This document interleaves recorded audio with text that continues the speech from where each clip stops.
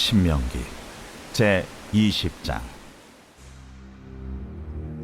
네가 나가서 적군과 싸우려 할 때에 말과 병거와 백성이 너보다 많음을 볼지라도 그들을 두려워하지 말라. 애굽 땅에서 너를 인도하여 내신 네 하나님 여호와께서 너와 함께 하시느니라. 너희가 싸울 곳에 가까이 가면 제사장은 백성에게 나아가서 고하여 그들에게 말하여 이르기를, 이스라엘아 들으라. 너희가 오늘 너희의 대적과 싸우려고 나왔으니 마음에 겁내지 말며 두려워하지 말며 떨지 말며 그들로 말미암아 놀라지 말라. 너희 하나님 여호와는 너희와 함께 행하시며 너희를 위하여 너희 적군과 싸우시고 구원하실 것이라 할 것이며, 책임자들은 백성에게 말하여 이르기를, 새 집을 건축하고 낙성식을 행하지 못한 자가 있느냐? 그는 집으로 돌아갈지니 전사하면 타인이 낙성식을 행할까 하노라.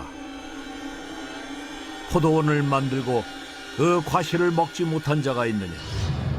그는 집으로 돌아갈지니 전사하면 타인이 그 과실을 먹을까 하노라. 여자와 약혼하고 그와 결혼하지 못한 자가 있느냐? 그는 집으로 돌아갈지니 전사하면 타인이 그를 데려갈까 하노라 하고, 책임자들은 또 백성에게 말하여 이르기를, 두려워서 마음이 허약한 자가 있느냐? 그는 집으로 돌아갈지니 그의 형제들의 마음도 그의 마음과 같이 낙심될까 하노라 하고, 백성에게 이르기를 마친 후에 군대의 지휘관들을 세워 무리를 거느리게 할지니라. 네가 어떤 성읍으로 나아가서 치려 할 때에는 그 성읍에 먼저 화평을 선언하라. 그 성읍이 만일 화평하기로 회답하고 너를 향하여 성문을 열거든 그 모든 주민들에게 네게 조공을 바치고 너를 섬기게 할 것이요, 만일 너와 화평하기를 거부하고 너를 대적하여 싸우려 하거든 너는 그 성읍을 에워쌀 것이며 네 하나님 여호와께서 그 성읍을 네 손에 넘기시거든 너는 칼날로 그 안의 남자를 다 쳐 죽이고, 너는 오직 여자들과 유아들과 가축들과 성읍 가운데 있는 모든 것을 너를 위하여 탈취물로 삼을 것이며, 너는 네 하나님 여호와께서 네게 주신 적군에게서 빼앗은 것을 먹을지니라. 네가 네게서 멀리 떠난 성읍들, 곧 이 민족들에게 속하지 아니한 성읍들에게는 이같이 행하려니와, 오직 네 하나님 여호와께서 네게 기업으로 주시는 이 민족들의 성읍에서는 호흡 있는 자를 하나도 살리지 말지니, 곧 헷 족속과 아모리 족속과 가나안 족속과 브리스 족속과 히위 족속과 여부스 족속을 네가 진멸하되 네 하나님 여호와께서 네게 명령하신 대로 하라.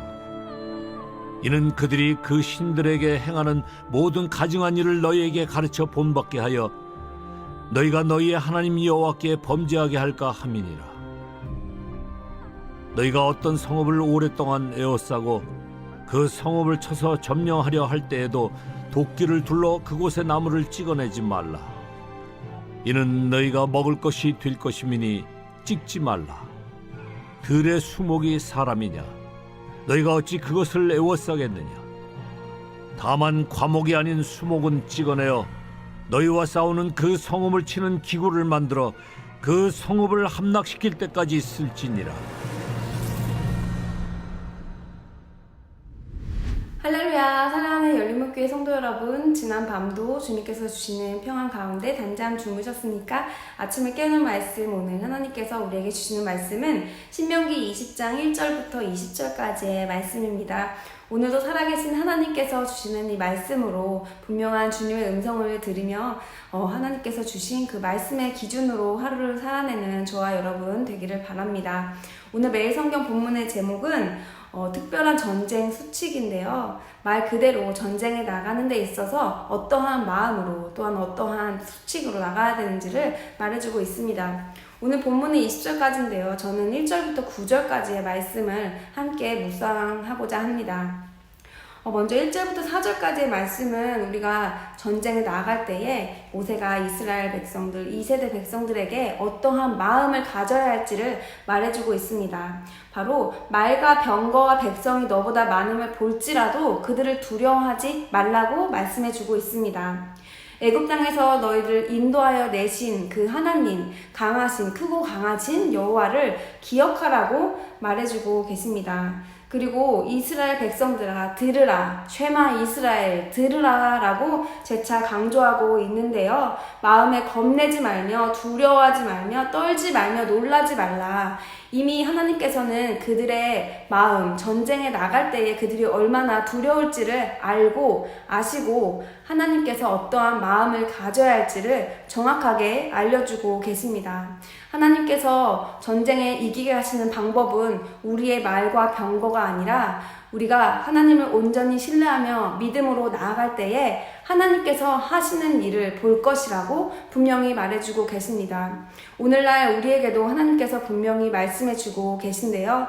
우리의 눈앞에 보이는 상황과 환경이 어떠할지라도 우리가 계속하여 주님께서 우리에게 알려주신 그 말씀을 듣고 기억하며 그 말씀을 중심으로 살아갈 때에 하나님께서 행하시는 것을 우리 삶 속에서 보게 될 것입니다. 그러한 전쟁 같은 삶일지라도 우리가 눈에 보이는 것을 좇는 것이 아니라 지금 말씀하신 전쟁에서 이기는 방법, 전쟁에서 싸우는 방법을 우리가 기억하며 나아갈 때에 매 순간 우리는 승리할 것입니다. 그런데 오늘 본문 말씀에 특별한 점이 있는데요. 그것이 무엇이냐면 5절부터 9절까지의 말씀입니다. 바로 전쟁에서 돌아갈 자들을 말해주고 계십니다. 눈앞에 보이는 수가 많을진데 이런 자들은 돌아가라고 하나님께서 말씀하십니다. 한 명이라도 더 데리고 전쟁에 나갈 것이 아니라 어떠한 자들을 돌려보내시는 것이고 왜 그들을 돌려보내시는 것인지를 우리는 꼭 기억해야 합니다. 5절 말씀 이후에 보면 먼저 새 집을 건축한 자들, 새 집을 짓고 낙성식을 거행하는데요. 혹시라도 다른 사람이 내가 전쟁에 나와서 죽으면 다른 사람이 낙성식을 거할까? 걱정하는 자들, 그리고 포도원을 만들고 과실을 먹지 못한 자들, 그들은 돌아가라. 다른 사람이 네 포도원을 먹을까 하노라. 그리고 여자와 약혼하고 결혼하지 못한 자도 돌아가라고 말하고 있습니다. 그리고 마지막으로 마음이 허약한 자도 집으로 돌아가라고 말씀하고 있습니다.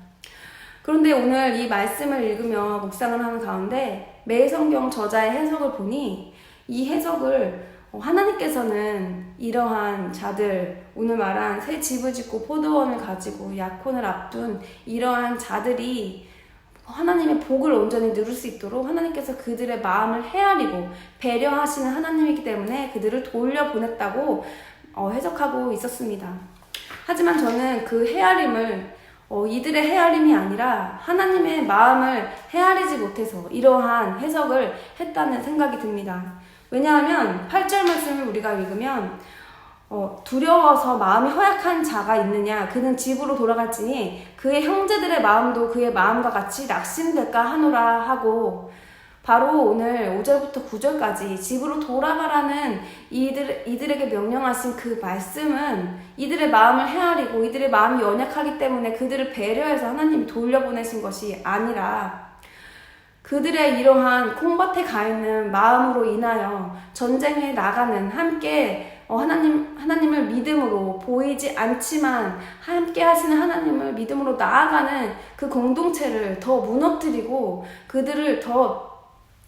그들에게 더 힘을 북돋아주지 못하여 낙심됨을 전염시키기 때문에 이들을 돌려보내신 것입니다. 여러분은 이 본문 말씀을 읽으실 때 어떠한 생각이 드셨나요? 하나님께서 우리의 마음을 다 아시는 것은 우리도 다 아는 사실입니다. 그런데 전쟁에 나아갈 때 어떠한 마음으로 나아가야 될지 하나님께서 분명히 말씀해 주셨는데 그 이후에 이 내용이 하나님께서 우리에게 주신 이런 표면적인 복을 누리라고 전쟁에 나가지 말라고 한 것이 아니라 하나님께서는 그 전쟁에 나아갈 때 우리의 온전한 믿음을 요구하시고 그 공동체가 하나된 마음으로 하나님께 전심으로 믿음으로 나아가야 함을 온전히 한 마음 한 뜻으로 하나님을 의지해야 함을 강조하며 이들을 돌려보내라고 말씀하고 계시다는 것을 우리는 분명히 드려야 할 것입니다. 사랑하는 열린목교회 성도 여러분, 여러분의 마음은 어디에 있습니까? 우리가 함께 집회를 하고 함께 예배를 드리고 함께 신앙생활을 하며 우리는 이 세대에, 이 시대에 하나님께서 주신 이 진리의 말씀을 온전히 전하기 위해 한마음 한뜻으로 성장하고 자라나고 있는 그러한 교회입니다.